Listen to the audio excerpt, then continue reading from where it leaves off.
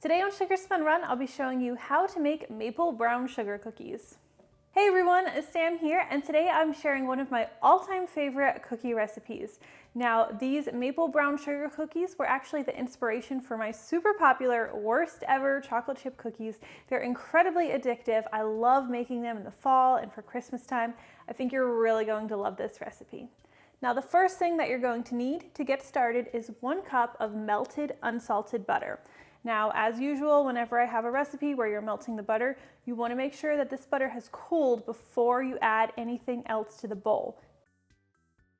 Now we can add our sugar, and you are going to need 1.5 cups of brown sugar for this recipe.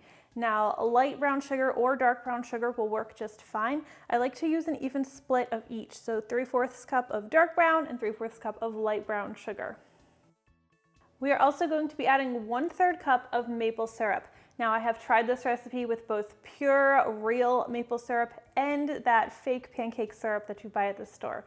Honestly, either will work, but I kind of prefer the cheaper syrup.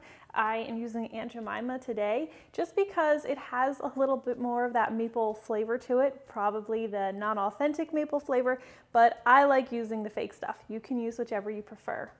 This is 1/3 cup of maple syrup. I'm just going to use a spatula to stir everything together until our ingredients are nicely combined.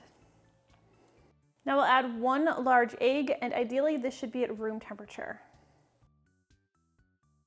I'm also going to add my flavoring at this point. I'm going to be using 1 teaspoon of vanilla extract, and I'm also going to be adding about 3/4 teaspoon of maple extract. Now, this is optional. If you leave it out, the cookies are still going to be really good, but this really makes that maple flavor shine through. We'll stir everything together until that egg is nicely beaten in there and our flavorings are as well. Now set your wet ingredients aside, and you're going to need a separate bowl for your dry ingredients. You're going to need 3 cups of all-purpose flour for this recipe. We'll be adding 2 teaspoons of cornstarch, and this is going to help make our cookies nice and soft and chewy without drying them out. 1 teaspoon of baking powder, a 1/2 teaspoon of baking soda, and a 1/2 teaspoon of salt. Stir everything together so that all of your ingredients are well combined.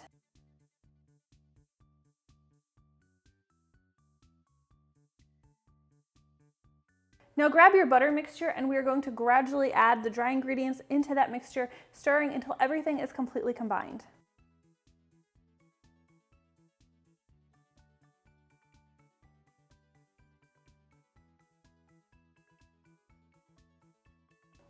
As you can see, this is a pretty soft dough, so once you have everything stirred together, you're going to want to cover your bowl with plastic wrap.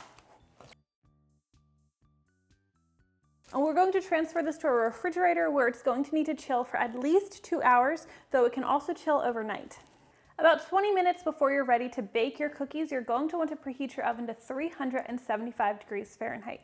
Once your oven is preheated and your dough has been completely chilled, we can go ahead and start scooping our cookies.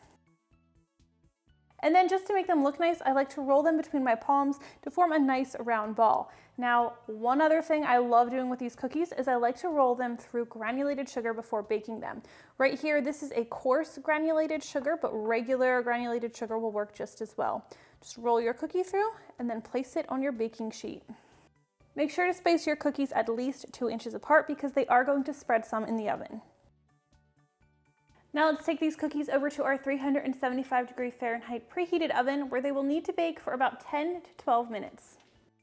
Once your cookies have finished baking, they should have nice, slightly golden brown edges. The centers might look a little bit underbaked. That's fine. You're going to want to let these cookies cool completely on the baking sheet before you remove them, and the centers will finish baking up there. That's going to give you nice, slightly crisp edges and super soft interiors. Once your cookies have cooled completely, you are free to enjoy.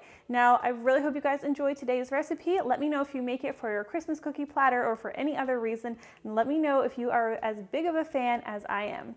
Thank you guys so much for watching today's recipe, and I will see you next time. Look at how soft these are. Oh man.